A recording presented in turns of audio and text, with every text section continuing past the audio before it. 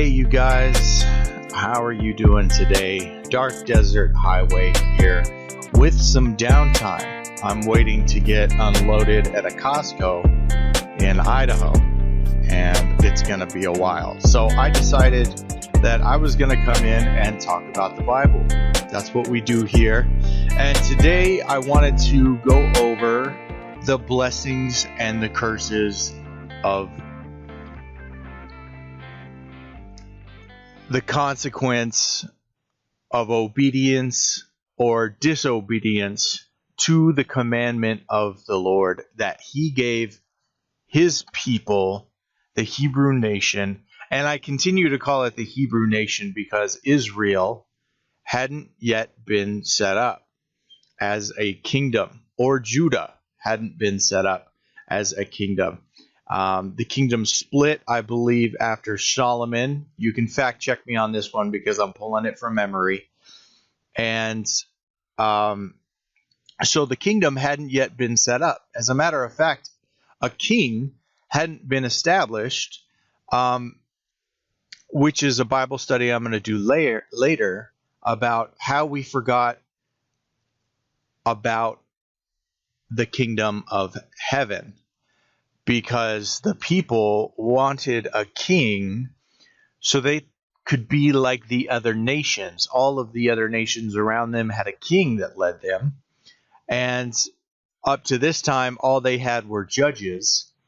And they asked Samuel, I believe, to give them a king. And the Lord said, don't worry about it, Samuel. They're not rejecting you. They're rejecting me. And then a king was appointed, King Saul, I believe. And that's a whole story in itself. So that's why I say the Hebrew nation, because they had not yet become a kingdom. They, at this point, hadn't yet even gone in to take over the promised land. But faithful as the Lord is to lay out the ground rules of our relationship with him, because that's what it's about. Our relationship with the Lord is based on his terms. So if you follow the commandments of the Lord and you cleave to him as if you would clutch the shirt of the man in front of you, or if you were in a bowed position, you would clutch the pant leg of the person before you and cleave to them as if it was your own body to cleave. So we're going to read blessings for obedience and the consequences of disobedience. We can find this in Deuteronomy chapter 28. And I'm just going to start reading. There's a lot of reading today, and that's basically what this Bible study is going to be about. 28 verse 1. Now, if you faithfully obey the Lord your God and are careful to follow all his commands I am giving you today, the Lord your God will put you far above all the nations of the earth. All these blessings will come and overtake you, because you obeyed the Lord your God. You will be blessed in the city. You will be blessed in the country. Your offspring will be blessed, and your land's produce, the offspring of your livestock, including the young of your herds and the newborn of your flocks. Your basket and kneading bowl will become blessed. You will be blessed when you come in, and you will be blessed when you come out.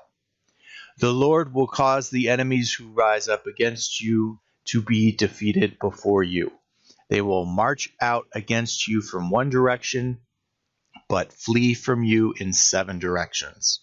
The Lord will grant you a blessing on your barns and on everything you do. He will bless you in the land the Lord your God is giving you. The Lord will establish you as his holy people, as he swore to you, if you obey the commandments of the Lord your God and walk in his ways. Then all the peoples of the earth will see that you bear the Lord's name, and they will stand in awe of you. The Lord will make you prosper abundantly with offspring, the offspring of your livestock, and your land's produce in the land the Lord swore your ancestors to give you. The Lord will open for you his abundant storehouse, the sky, to give your land rain in its season, and to bless all the work of your hands. You will lend to many nations, but you will not borrow. The Lord will make you the head and not the tail. You will only move upward and will not borrow. The Lord will make you the head and not the tail. You will only move upward and never downward if you listen to the Lord your God's commands I am giving you today, and are careful to follow them. Do not turn aside to the right or to the left from all the things that I am commanding you today, and do not follow other gods to worship them. Curses for disobedience. Verse 15. But if you do not obey the Lord your God by carefully following all his commands and statutes I am giving you today, all these curses will come and overtake you. You will be cursed in the city and cursed in the country. Your basket and kneading bowl will be cursed. Your offspring will be cursed. Your land's produce, the young of your herds, and the newborn of your flocks. You will be cursed when you come in, and cursed when you go out. The Lord will send against you curses, confusion, and rebuke in everything you do until you are destroyed and quickly perish because of the wickedness of your actions in abandoning me. The Lord will make pestilence cling to you until he has exterminated you from the land you are entering to possess. The Lord will afflict you with a wasting disease, fever, inflammation, burning heat, drought, blight, and mildew. These will pursue you until you perish. The sky above you will be bronze, and the earth beneath you iron. The Lord will turn the rain of your land into falling dust. It will descend on you from the sky until you are destroyed. The Lord will cause you to be defeated before your enemies. You will march out against them from one direction, but flee from them in 7 directions. You will be an object of horror to all the kingdoms of the earth. Your corpses will be food for all the birds of the sky and the wild animals of the earth, with no one to scare them away. The Lord will afflict you with the boils of Egypt, tumors, a festering rash, and scabies, from which you cannot be cured. The Lord will afflict you with madness, blindness, mental confusion, so that at noon you will grope as the blind person gropes in the dark. You will not be successful in anything you do. You will only be oppressed and robbed continually, and no one will help you. You will become engaged to a woman, but another man will rape her. You will build a house, but not live in it. You will plant a vineyard, but not enjoy its fruit. Your ox will be slaughtered before your eyes, but you will not eat any of it. Your donkey will be taken away from you and not returned to you. Your flock will be given to your enemies, and no one will help you. Your sons and your daughters will be given to another people, while your eyes grow weary looking for them every day. But you will be powerless to do anything. A people you don't know will eat your land's produce and everything you have labored for. You will only be oppressed and crushed continually. You will be driven mad by what you see. The Lord will afflict you with a painful and incurable boils on your knees and thighs, from the sole of your foot to the top of your head. The Lord will bring you and your king that you have appointed to a nation neither you nor your ancestors have known, and there you will worship other gods of wood and stone. You will become an object of horror, scorn, and ridicule among all the peoples where the Lord will drive you. You will sow much seed in the field, but harvest little, because locusts will devour it. You will plant and cultivate vineyards, but not drink the wine or gather the grapes, because worms will eat them. You will have olive trees throughout your territory, but not moisten your skin with oil, because your olives will drop off. You will father sons and daughters, but they will not remain yours, because they will be taken prisoner. Buzzing insects will take possession of all your trees and your land's produce. The resident alien among you will rise higher and higher above you, while you sink lower and lower. He will lend to you, but you won't lend to him. He will be the head, and you will be the tail. All these curses will come, pursue, and overtake you until you are destroyed, since you did not obey the Lord your God and keep the commandments and statutes he gave you. These curses will be a sign and a wonder against you and your descendants forever, because you didn't serve the Lord with a joy and a cheerful heart, even though you had an abundance of everything. You will serve your enemies that the Lord will send against you in famine, thirst, nakedness, and lack of everything. He will place an iron yoke on your neck until he has destroyed you. The Lord will bring a nation from far away, from the ends of the earth, to swoop down on you like an eagle. A nation whose language you won't understand, a ruthless nation, showing no respect for the old and not sparing the young. They will eat the offspring of your livestock and your land's produce until you are destroyed. They will leave you no grain, new wine, fresh oil, young of your herds, or newborn of your flocks, until they cause you to perish. They will besiege you within all your city gates until your high and fortified walls that you trust in come down throughout your land. They will besiege you within all your city gates throughout the land of the Lord that your God has given you. You will eat your offspring, the flesh of your sons and daughters, the Lord your God has given you, during the siege and hardship your enemy opposes on you. The most sensitive and refined man among you will look grudgingly at his brother, the wife he embraces, and the rest of his children during the siege, refusing to share with any of them his children's flesh, that he will eat, because he has nothing left. And during the siege and hardship your enemy opposes on you in all your towns.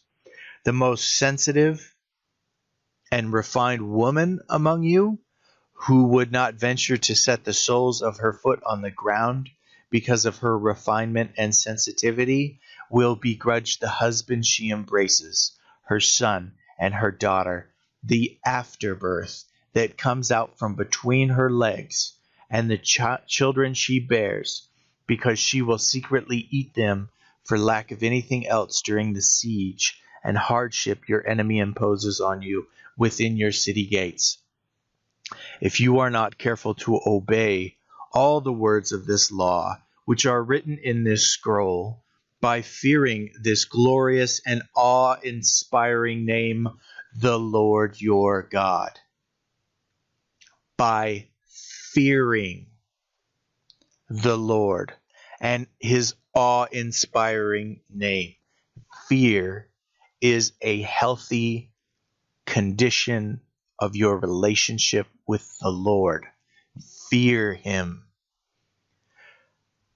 He will bring wondrous plagues on you and your descendants, severe and lasting plagues, and terrible and chronic sicknesses. He will afflict you again with all the diseases of Egypt, which you dreaded, and they will cling to you.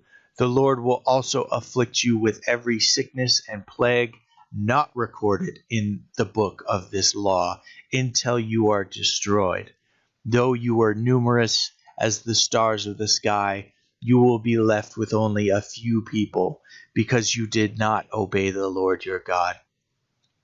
Just as the Lord was glad to cause you to prosper and multiply you, so he will also be glad to cause you to perish and destroy you. You will be ripped out of the land you are entering to possess. The Lord will scatter you among all peoples from one end of the earth to the other, and there you will worship other gods of wood and stone, which neither you nor your ancestors have known. You will find no peace among those nations, and there will be no resting place for the sole of your foot. There the Lord will give you a trembling heart, failing eyes, and a despondent spirit. Your life will hang in doubt before you. You will be in dread night and day, never certain of survival.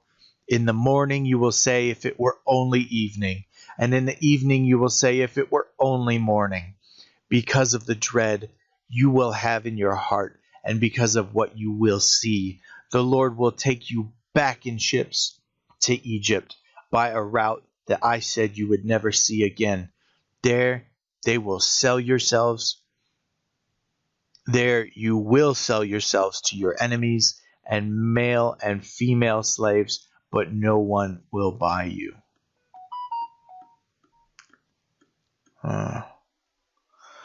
Those are some pretty harsh words.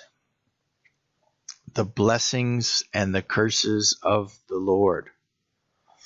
You know, I have been overwhelmed by the anxiety that I have thinking about these things, what the Lord is capable of. And I have been under the fear of the Lord lately, because I have come to a point where it's not just a book anymore. It is the reality of the Lord that has consumed me. I realize that he is not far off. He is as close as a whisper. He hears all things. Everything is laid bare in his sight. There is nothing that he does not know.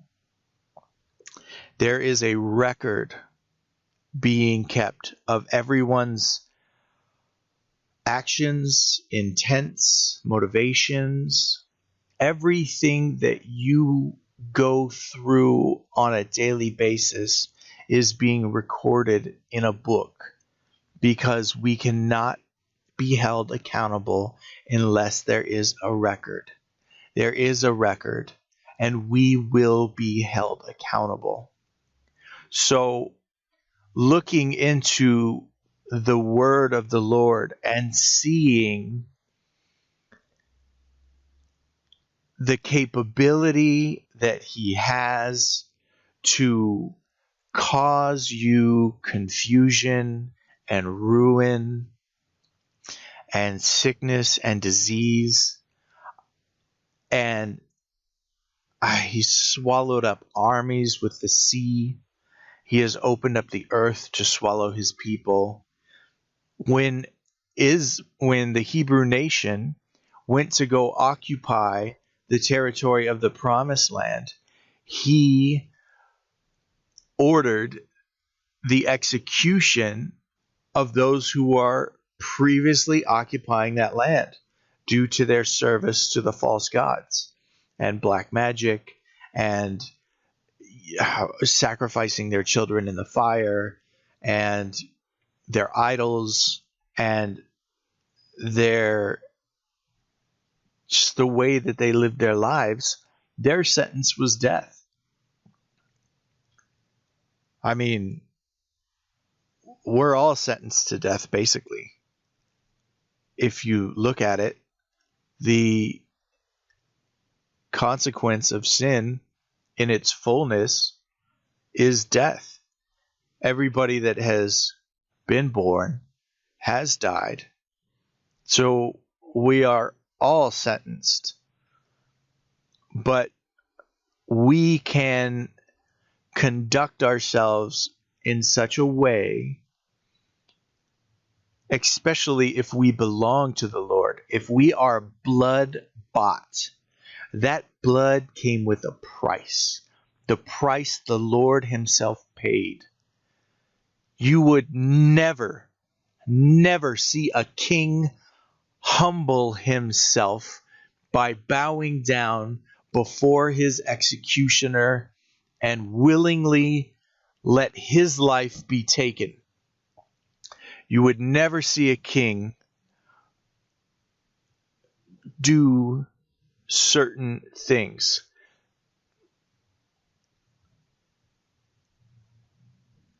Especially the king of all kings, who has more power and authority than anyone that has ever lived. But he did. He humbled himself, if that's even possible. He is the most humble, but he allowed himself to be taken when he had the power to never be taken. He allowed himself to become the sacrifice for all sins. He could have said, "No, I am God, the most mighty." But he said yes, because he loved you and he loved me. Even though we didn't know him, he loved us even when we were enemies of the Lord. He made a way for us to be sons of the Lord and daughters of the Lord. And now that we have been adopted into the promises of salvation and the promise, right? The promise. We have to really consider our position in relationship to the Lord. So one thing I know is this relationship is based on his terms. He lays out his commandment and says, if you do these things, you will be blessed. There will be no reason for consequence. And you will be blessed out when you go out. You'll be blessed when you come in. All the work that you do will be blessed. You will lend to those and not borrow. You will have the blessing. But when you abandon me and follow false gods and worship these things that are nothing, then when we look in the past, like Deuteronomy chapter 28, we can see the resolve that the Lord has for those who abandon him to serve other things. So we need to position ourselves by humbling ourselves before the Lord, because he is the same yesterday, today, and forever. And we can see his point of view when we read these old passages like this. You know, maybe something is messed up in your life and you feel like you can't get anywhere no matter how hard you try. It just seems like you're always going backwards. You're sliding down a slope and there is no stopping you. Have you considered humbling yourself before the Lord? Have you considered removing all of your idols from your life? Pornography, drugs, sexual addiction, sexual perversion, lust, what is it when you sleep with another man's wife? Adultery, stealing, a proud heart. And man, sometimes I have pride just well up in me for no reason. I'm nothing. Everything can be taken away from me in a moment. I don't hold all of this together. And somebody who's more powerful than I am, that has a record of what I do, and has already given me the rules of engagement. He has said, these are my rules. If you abide by these rules, then your relationship with me will be strengthened. You will live a good life. You will be healthy. Your children will be healthy. You will find success and goodness. And I have those things, but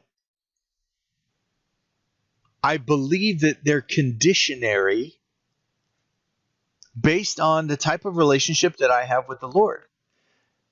And the scary thing is when he sends things like confusion, right? Because your mind gets confused and you can't tell what is what. And how do you come out of a sickness of your mind, right? Like there are those who have traded their relationship with God for other things, for a lie, basically. And the thing about that is they come to believe that this is a truth. And if you're calling a lie truth, then you're deceived, but you don't see that because you're confused. You have a confusion. And you honestly believe that that's not a lie. That is the truth. And everything in your whole soul and mind agree to this, but really you can't see that you're deceived. You can't tell that you're confused. You believe this to be a truth, but when you're an outsider looking in, you can see the confusion. If I went up to somebody else and they told me their belief structure, I may not be able to convince them otherwise because it's so true to them. And you're looking at it and you're like, dude, that's a lie. How can you believe this? And no matter what you say, they're convinced of this delusion that they're in. How do you escape from that? It's a sickness of the mind. And because you believe it's true, there's nothing that you're going to do to fix the situation because you, in your own mind, are in the right place. That's a sickness that I'm terrified of. I'm terrified of that. I'm terrified of the Lord. The things that he is capable of, if you look in the consequences of being disobedient to the Lord, he is capable of terrible things. I mean, confusion and boils and insects and blight and drought, and he could make the heavens iron, and he could make it rain dust, and swarms of insects will consume your crops. And how do you fight against these things? He has consequences that we cannot fight against. Generally when someone says, when it's a person-to-person interaction and they're like, well, because you've done this, then I'm going to do this to you. And it doesn't really bother you because all you have to do is get out of that person's sight, right? Or out from underneath their control. It's a big world. You can just go somewhere else, right? And then that consequence doesn't follow you because you've left the proximity of that person's influence over your life. But no matter where you are, the Lord is there. I said, if I went up into heaven, if I went down to Sheol, oh Lord, you are there. If I sprouted wings like eagles and went out into the deepest parts of the sea, oh Lord, you're there. There is nowhere that I can go from you. So there's nowhere that I can escape the consequence of the Lord. It will follow me forever until He decides to relent. And those are things that I'm terrified of. Well, the best thing that we can do is begin our study of what the Lord has already said, because He has already said so much. So much has happened. And when you look in the Bible, you can see how He interacted with people and then how these people responded and then the good or the bad things that followed based on those people's response. So we can learn the lesson without having to go through the consequence. If we invest ourselves into studying the Word, it's already there. If you don't know why something is happening, right? Okay, now check this out. Say something's happening to you because a spiritual principle has been put into place and you cross that line. And now there's a consequence in your life, but you don't know why there's a consequence because you don't know what line that you've crossed, right? But it's there. It's there for us already. He's given us His Word. So by studying, you can see, wow, I didn't even know that was something that He cared about. But I do that every day. Then there might be a curse on your life. There might be a consequence based on, and it could be small or it could be great. But when we adjust ourselves, right, and then take that sinful, you take that idol, you take whatever behavior, and you throw that out of your life, and you adopt God's Word in its place, and then you see relief. So what we want to do is read the Word of God. And that's why we're reading the Word of God on this channel. We got to get it in us. First, we review the Word. Then we can see what the Lord has already said. And then we can come into agreement with the conditions of our relationship. And then we can have a successful relationship with the Lord. All right, you guys, I'm having trouble finding a place to end this, but I guess I'll end it right here. We're going to do some more studying. If you made it to the end of the video, go ahead and hit that like and subscribe button.